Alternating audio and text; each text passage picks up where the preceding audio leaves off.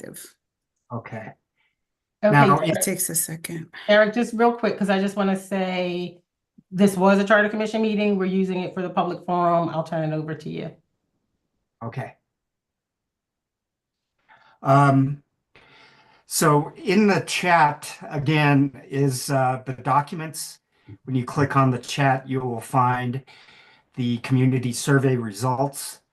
You will find the agenda for tonight and the information handouts that we would have at the in-person forums. But on these documents are the recommendations and the information and the background behind them.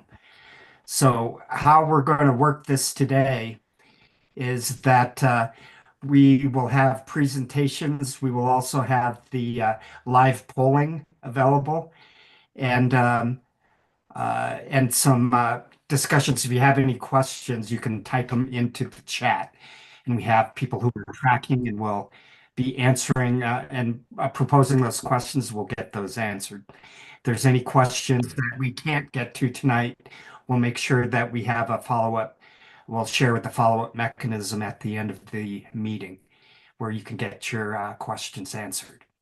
So with that, I'll hand it over to Charter Commission Revision Chair Tamala Boyd, who will give the welcome.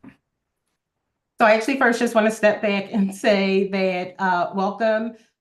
This is the Charter Review Commission meeting. It was originally scheduled to be held on May 7th. We moved it to May 8th to accommodate some other city meetings. And this is actually not an official Charter Commission meeting. We are using it as one of our public forum dates to inform you about recommendations that we are proposing for charter changes. And so with that, I'm going to talk a little bit more about that, what we're going to be talking about this evening, and then turn it back over to Derek Akubo, who is just speaking, who works for the National Civic League. Okay, so welcome everyone to the third of 4 public forums hosted by the Mount Vernon Charter Review Commission.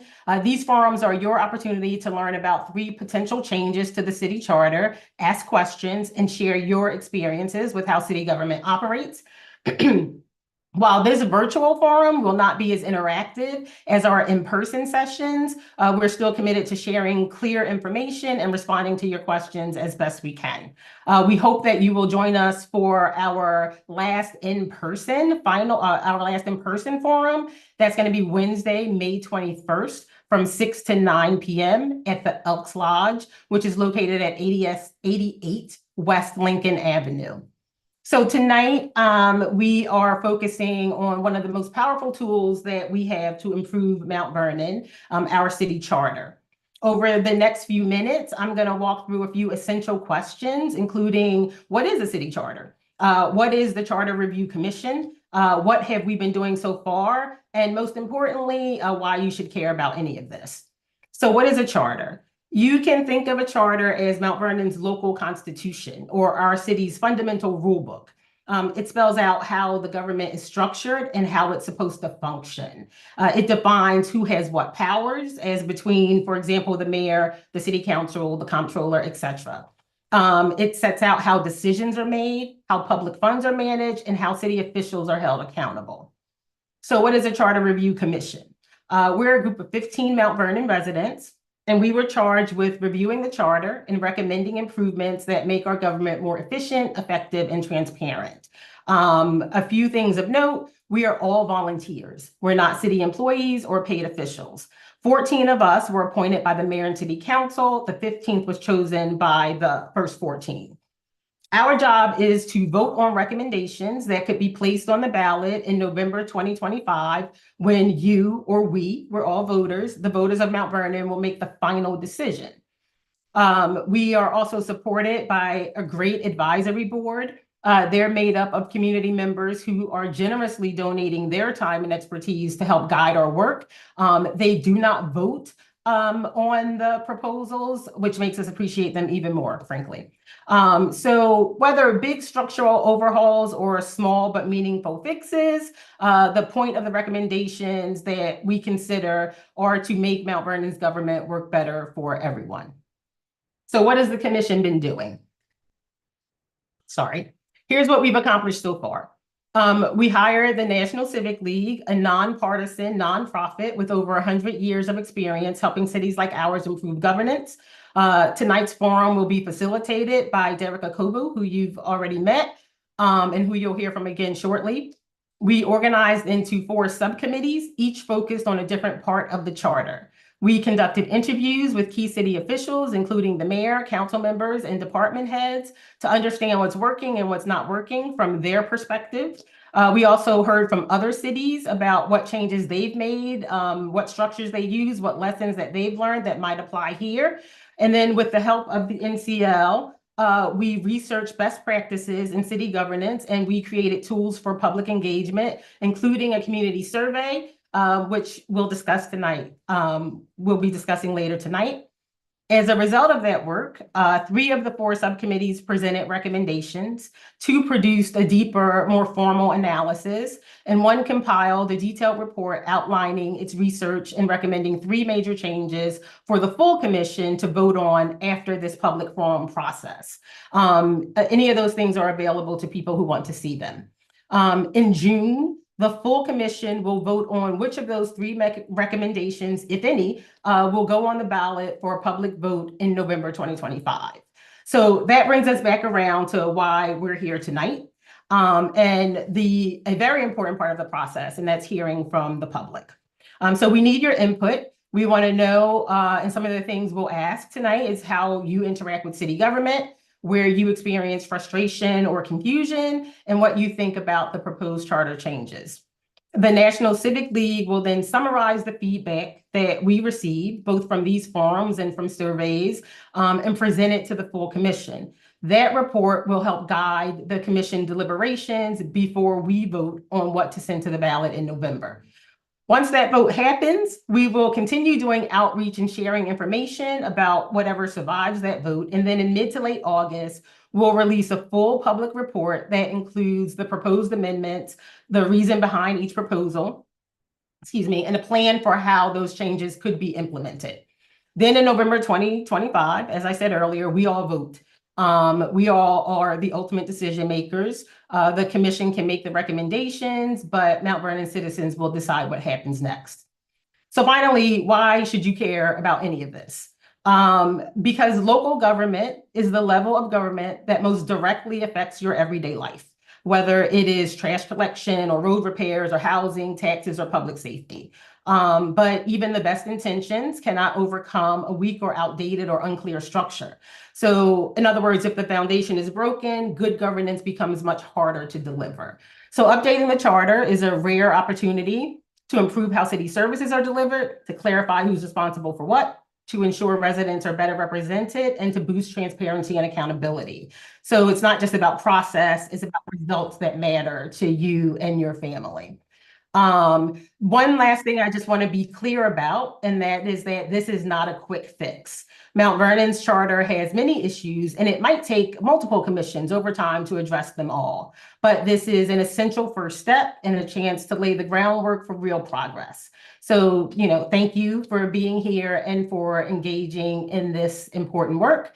I'm going to turn it back over to Derek, who's going to be facilitating the rest of the presentation. Very good. Thank you, Tamala. While I am loading up the screen, Tamala touched a little bit on the National Civic League. Again, we were founded over 100 years ago in 1894 by a bunch of civic reformers of that time, like Theodore Roosevelt, who was a young guy at that time, Louis Brandeis, Charles Evans Hughes, Marshall Field, and they came together because during that time, local government was very corrupt, very inefficient, very ineffective, and they came together to try to find ways in which to help local government work more effectively.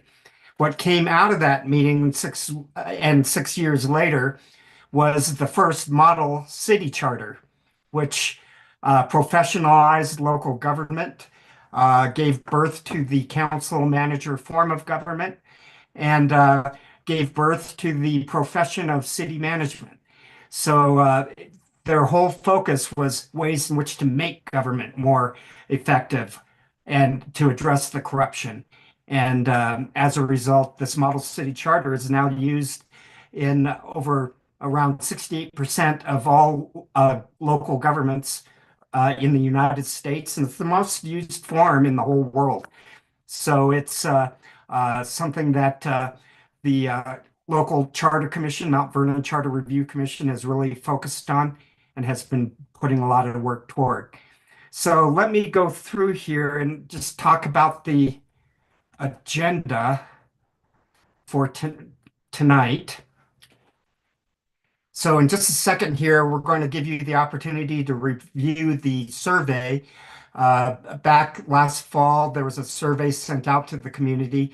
Tamala, correct me if I'm wrong, but there were over 400 responses, if I remember right. I believe there were 477. Very good. 477 responses. We'll give you a chance to review that. That survey report is the first attachment in the chat. So if you can click on that and we'll give you time to review that. And then we're going to do some public polling on your experiences with local government and your thoughts on the survey.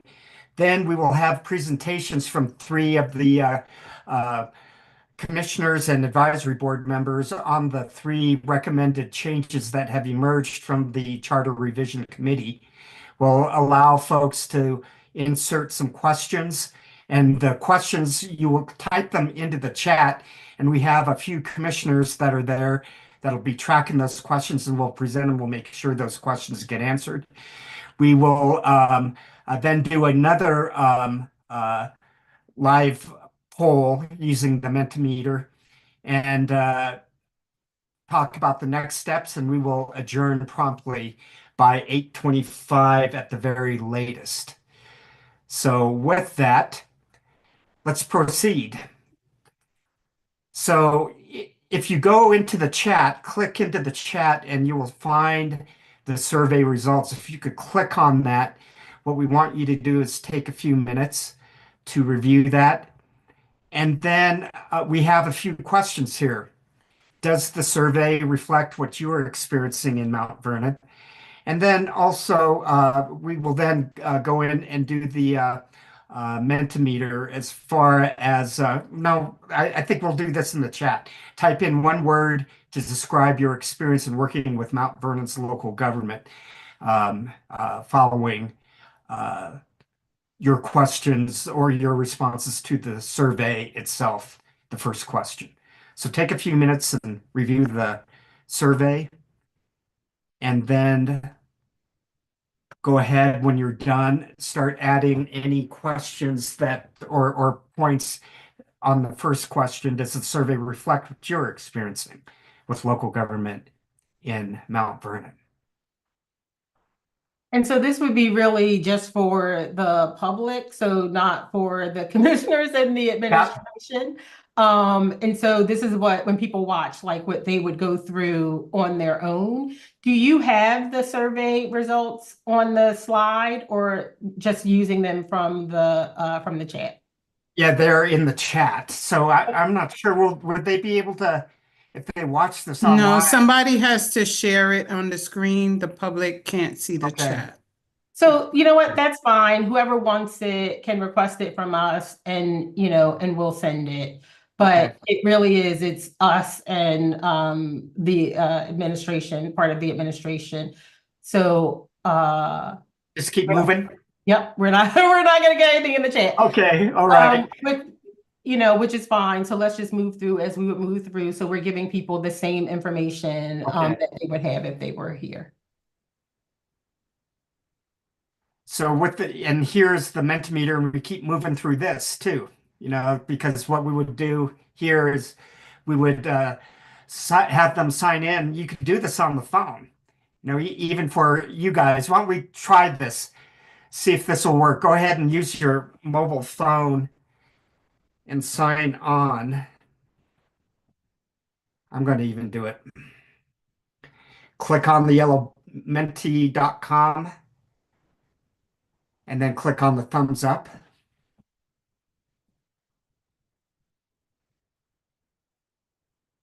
See, it's working online, even having everybody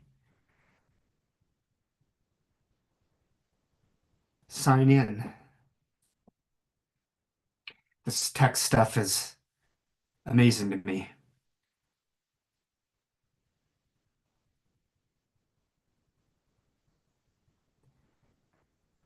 So I'll give it about another 10 seconds.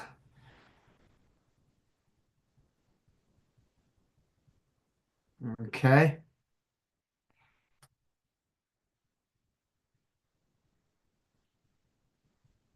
We have about 14 people signed in. So this next first question.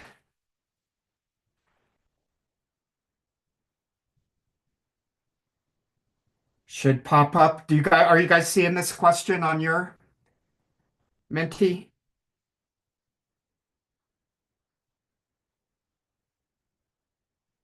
For some reason, I'm not seeing it.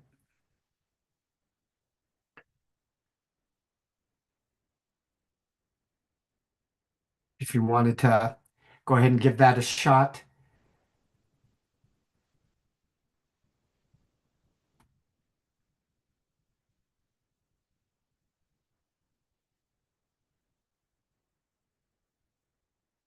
People are seeing the question okay.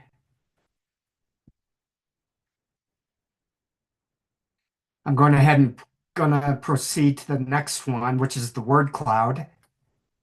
See if this one works for you. Type one word that describes your vision for how the city government should operate. And you can insert, there's three, you can insert up to 3 words.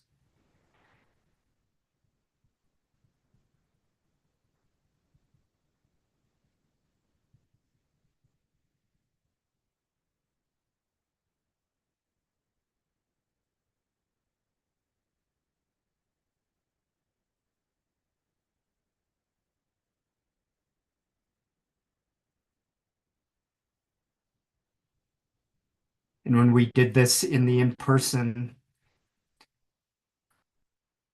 same type of words that we heard from the public. Okay, let's go ahead and move on to the presentation. So what we'll have here is have Charter Commission members and advisory board members provide information on the city manager, the recommendations for city manager, wards, and comptroller. So, Gabriel, is that you who goes first? Yes, I believe so. Can you hear me?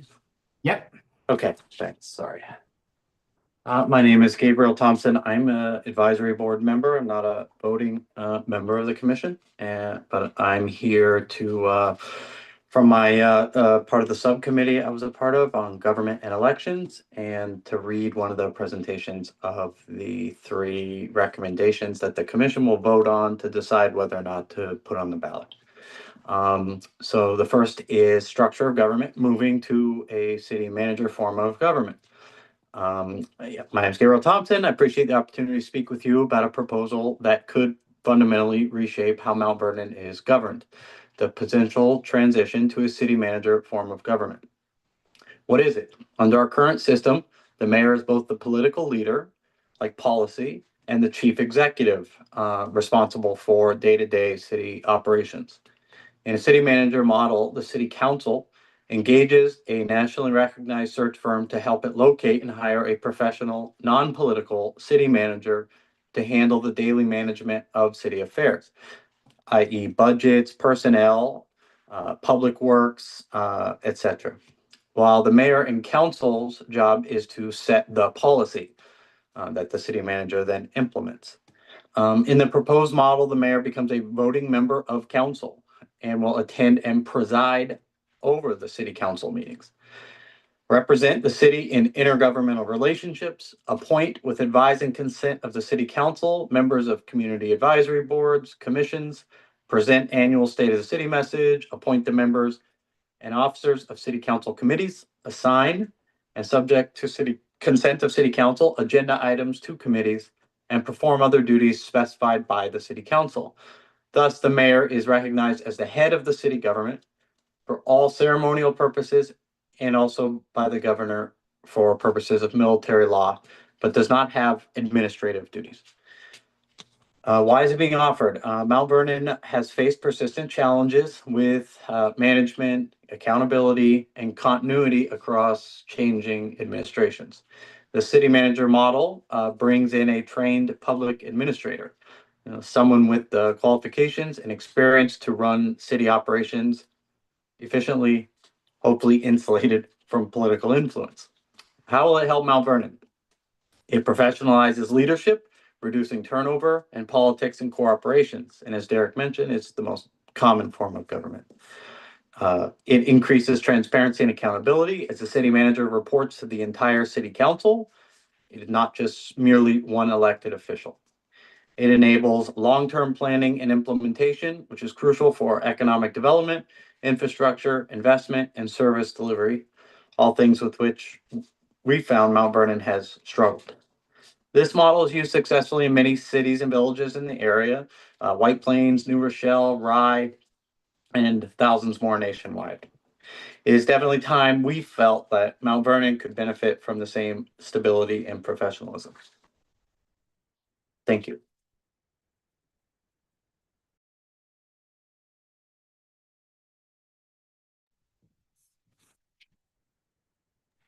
Trying to unmute there, sorry. So who will present on awards? Okay, Dolores, go ahead. Good evening. My name is Dolores Lopes. I'm a lifelong resident of Mount Vernon, and I'm going to talk about who speaks for you at City Hall. Currently, all 5 city council members in Mount Vernon are elected at large, meaning every resident votes for every city council seat. This proposal would move us to a hybrid system, combining ward-based and at-large representation. What is it? In a hybrid system, some council members would be elected by districts or wards, so each area of the city is guaranteed representation, while others would continue to be elected citywide. This creates a balance between neighborhood voices and citywide perspective. The current proposal recommends 4 wards with a city council member for each and 1 at-large. The proposal calls for creating a districting commission. A districting commission is a group of community members who are responsible for drawing fair and balanced district lines, deciding which neighborhoods are grouped together for electing city council members. The goal is to ensure that each district has roughly the same number of people and that every resident's vote counts equally. Members will be chosen using these rules. The commission will have 5 members. No more than 2 members can belong to the same political party to keep it balanced. The city council will appoint 4 members, and those 4 will select a 5th person by a vote of at least 3 who will serve as the chair. Commission members cannot work for the city or hold any other city office, elected or appointed. Members won't be paid, but the city council will give the commission a budget to cover necessary costs like hiring experts or getting legal or mapping help. Why is it being offered? Mount Vernon is a city of neighborhoods, each with unique needs and challenges. Under an at-large system, some areas may feel overlooked or overrepresented, especially if they're smaller or less politically organized. A hybrid model gives every part of the city a seat at the table. How will it help Mount Vernon? Residents will have a dedicated council member who understands their neighborhood. It can increase voter engagement, especially in parts of the city where turnout is low because people feel disconnected. It promotes equity in policymaking, ensuring that resources and services are more fairly distributed. It makes participation in the political process available to more people by narrowing the scope of the petition and campaign process. Cities across the country have made this shift for one reason. It brings government closer to the people. Thank you. Very good. Thank you, Dolores. And last, the recommendation on the appointed comptroller. Currently, we have an elected comptroller. Who will present on the comptroller? Will that be you, Brian? That is Derek. Yep. Okay, very good. Great. So good evening, everyone. My name is Brian Dwyer. I am a member of the commission, and I want to talk to you about a change that goes to the heart of fiscal responsibility and trust, replacing our elected comptroller with an appointed chief financial officer or finance director. Right now, the comptroller is an independently elected official who manages Mount Vernon's finances, including budgets, audits, and debt. This proposal would shift that role to a credentialed, appointed financial professional selected based on expertise, not politics, popularity, or personality. Why is it being offered? For years, Mount Vernon has suffered from financial instability, late audits, late budgets, disputed contracts, negligent loss of public funds, persistent tax increases, and delays in paying bills, all of which erode public trust and negatively impact economic development and investment. Many of these issues stem from a lack of coordination between elected officials with overlapping or conflicting responsibilities and/or political aspirations. By appointing a finance professional, we center fiscal responsibility and move towards efficiency, accountability, and best practices in financial management. How will this help Mount Vernon? The role would require qualifications in public finance or accounting, not just electoral support. The finance professional would be accountable to the city council and city manager, improving oversight and coordination. The finance professional would be removable for gross negligence and incompetence, unlike an elected official. It would enhance credibility with state agencies, investors, and residents, making Mount Vernon more attractive for grants, partnerships, and development. In short, this isn't about taking away power from the people.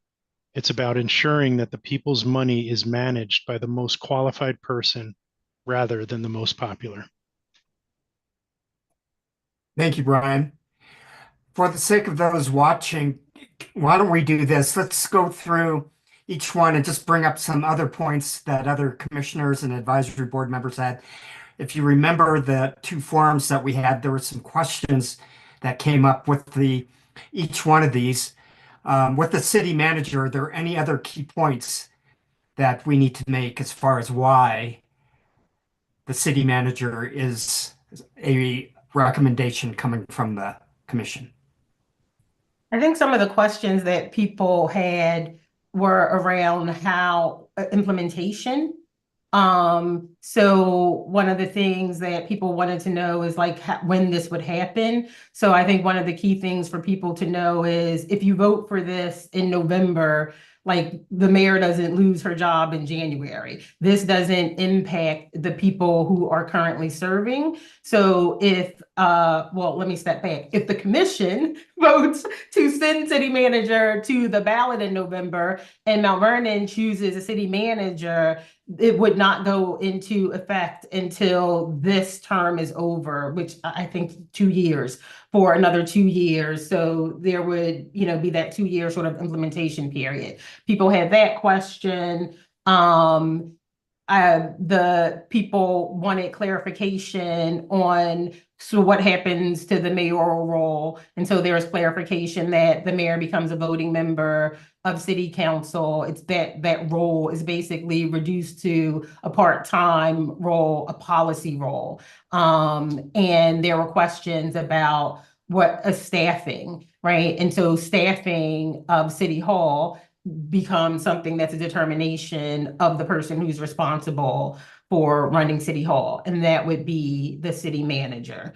The other question, I I think those were the primary points of clarifications that people had for the city manager. The points of clarification for the wards were some people were confused about how the wards interplayed with district leaders. And so we explained that the ward system is really only about how you elect council people. The district leader system is really a political system. The Democrats have district leaders, Republicans have district leaders, and we explained that the interplay they would really only interplay such that if you have a ward and there are district leaders within the ward, then you have multiple people that you can go to. You know who they are. People had complaints about not knowing who their district leaders were. We explained to them that one of the ways the wards might help that is because then you also have a council person who is in charge of that ward, whose job it could become to make sure that people know who their district leaders are, regardless of what party that they're affiliated with which they are affiliated. So that was kind of a long conversation at one of the in-person forums, just explaining that. That was really sort of the primary question or confusion on the wards. And then the finance professional, the question, I think people thought that the recommendation was to hire a finance professional and you would still have an elected comptroller. And so we explained that, no, there would no longer be an elected comptroller. This would be a finance professional that's appointed by city council, or depending on where you end up.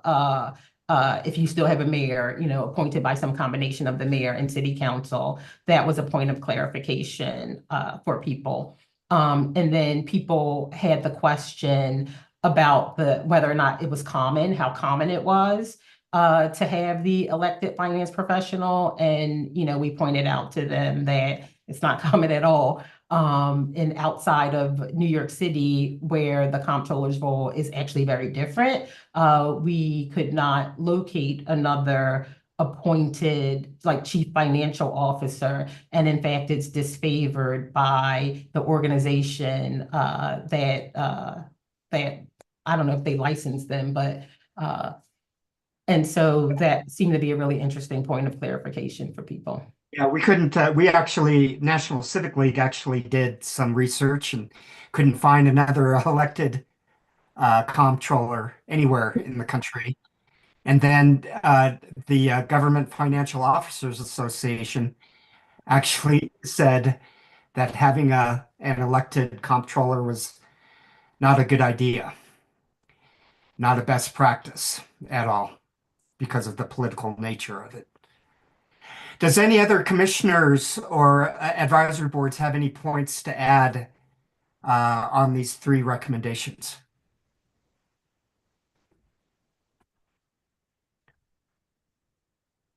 Okay, we can, what we would normally do in these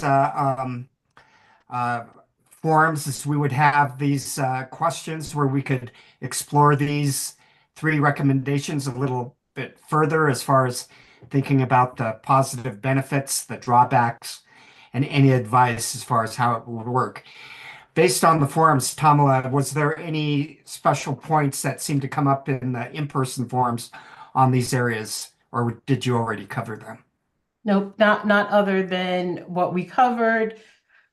People showed a lot of interest. The people who came and seemed to understand a lot better after the forum, even if they didn't necessarily agree. And as you know, we had one person who was sort of against everything from the beginning. And I think the primary thing there was a lot of concern about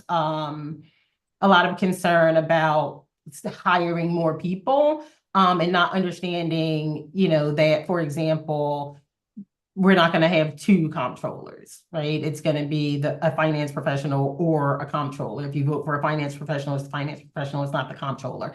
So there are a lot of clarifying questions about that, but mostly what I covered was what people wanted clarification on. And I do want to say that, you know, even if folks are not here now, if they watch this and they have questions, send us the questions. We are happy to answer any questions that you might have about any of these.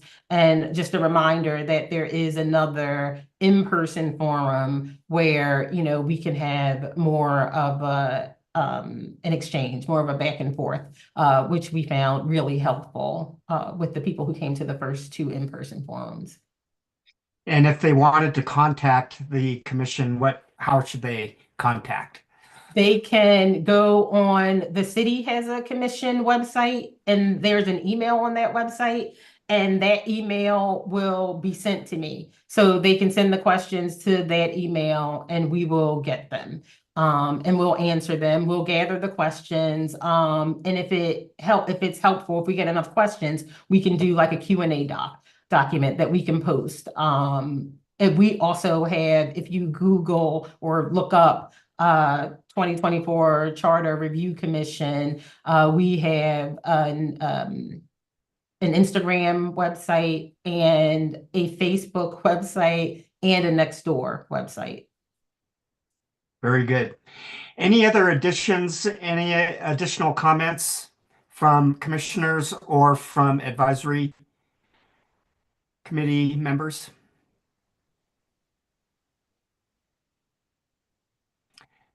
Seeing none, how we would proceed here is then we would go into another Mentimeter to explore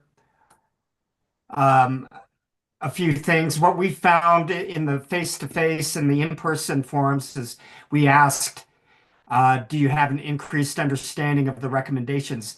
In every case, it was all on the far end as far as more than I expected and a lot. There were some that were some increase, but we had none where there was no increase. So the information that was being shared was very effective, and it seemed that people seemed to understand the reasoning behind it. The next question we talked about, were there any big concerns that they had regarding these potential recommendations? And the responses that we got there were mainly focused on the process in which to implement, like Tamala was talking about. There is a few concerns about the political nature of the implementation or the political nature in general. But overall, it seemed like people seemed to support in the in-person forums. I had added another slide that, and we will have this for the forum on the 21st on the zip codes of who was present.